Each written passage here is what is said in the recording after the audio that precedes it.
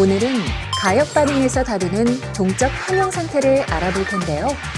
움직임이 평형을 이룬 것과 같다는 의미의 동적 평형 상태가 무엇인지 몇 가지 실험을 해보도록 하겠습니다.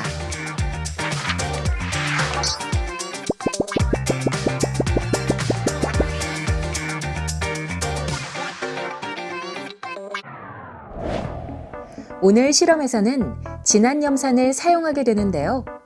장갑과 보안경을 꼭 착용합니다. 또한 드라이기를 사용할 때 뜨거운 바람에 노출되어 화상의 위험이 있으므로 목장갑을 착용하여 실험합니다. 먼저 물리적 평형 상태를 알아보도록 하겠습니다. 오늘 사용하게 될 염화 코발트 종이의 상태를 볼까요? 연한 핑크빛을 띠고 있습니다. 바로 공기 중 습기를 흡수했기 때문이죠. 실험 전 핀셋으로 종이의 한쪽 끝을 잘 잡고 드라이기로 충분히 말린 후 푸른색으로 변한 염화 코발트 종이를 사용하도록 합니다. 자, 그럼 염화 코발트 종이에 핀셋을 이용하여 물을 조금 떨어뜨려 보겠습니다. 어떻게 변하나요? 물이 묻은 부분은 연한 핑크빛으로 변했는데요. 이 부분을 드라이기를 이용하여 말려보도록 하죠. 색깔이 다시 푸르게 변하는 것을 관찰할 수 있습니다. 왜 이러한 변화가 나타났는지 알아볼까요? 평상시 실험실에 있는 염화 코발트 종이는 연한 핑크빛을 띠고 있습니다. 바로 공기 중의 물을 흡수했기 때문이죠. 이때 증발 입자와 응축 입자를 모형으로 살펴보겠습니다.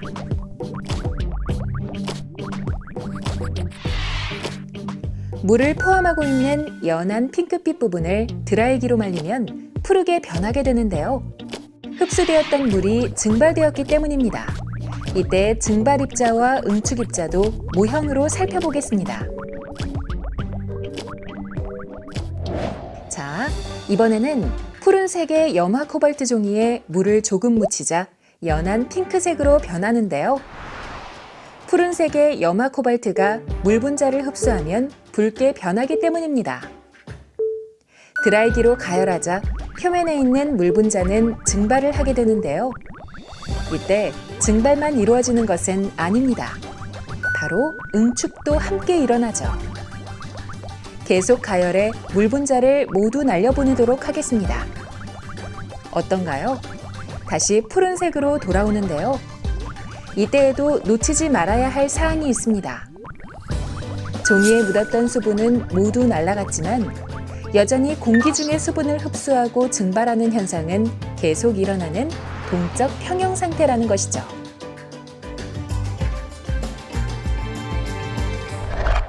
이번에는 용해 평형을 알아보도록 하겠습니다. 먼저 일정량의 물이 담긴 비커에 설탕을 넣어 녹입니다.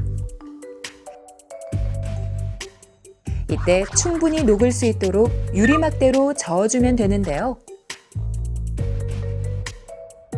어느 정도 시간이 흐른 후 비커를 관찰해 보니 더 이상 설탕이 녹지 않고 바닥에 가라앉은 모습을 볼 수 있습니다.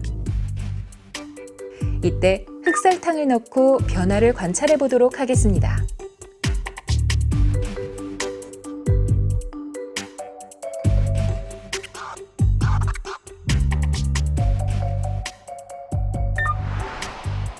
어떤가요? 분명 흰색빛이었던 용액의 색깔이 옅은 갈색으로 변하게 되었는데요.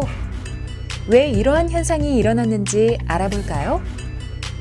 먼저 물에 설탕을 넣어 녹일 때의 현상입니다.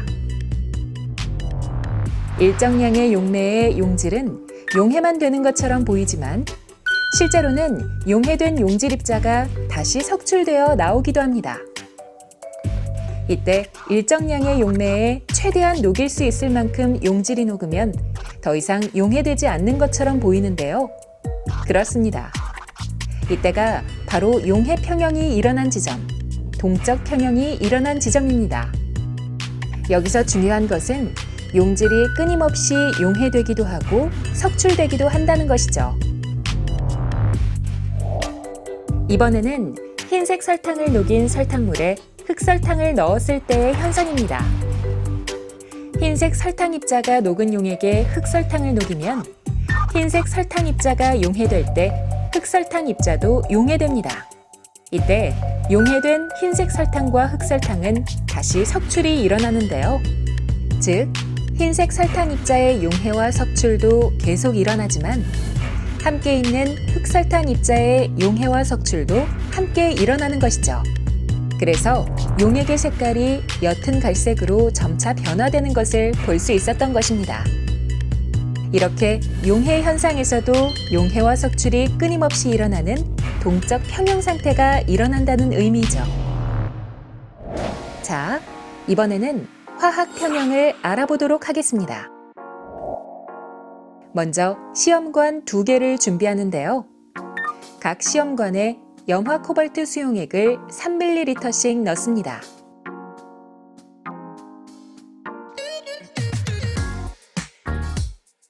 한 시험관은 대조군으로, 다른 시험관은 화학 반응에 따른 실험군으로 두 시험관을 비교하기 위함이죠. 자, 한 곳에 진한 염산을 넣고 색의 변화를 관찰해 보도록 하겠습니다. 피펫으로 약 3ml의 진한 염산을 넣어 볼 텐데요.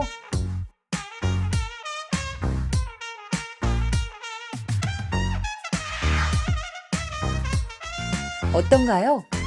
색깔이 변화된 모습을 관찰할 수 있는데요. 이번에는 진한 염산을 넣은 시험관에 증류수를 약 3ml를 넣고 색의 변화를 관찰해 보겠습니다.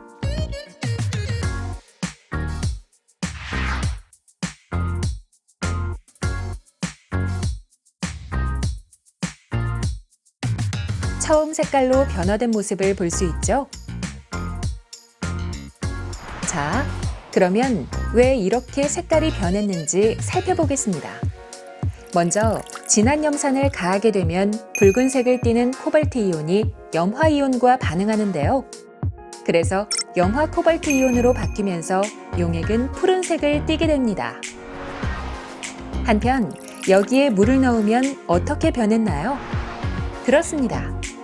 푸른색을 띠던 염화 코발트 이온이 물과 반응하면서 역반응이 일어나 붉은색을 띠는 코발트 이온으로 변하게 되죠.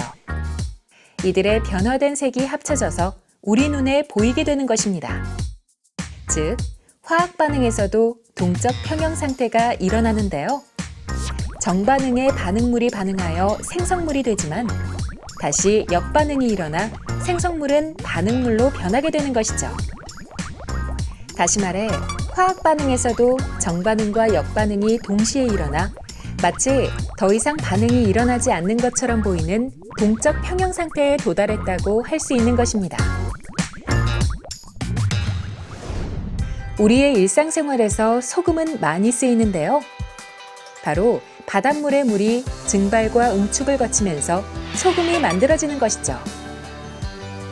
마찬가지로 구름이 생성되는 현상, 커피가 물에 녹아내리는 과정 모두 정반응과 역반응이 모두 일어나는 가역 반응인 것을 알 수 있습니다.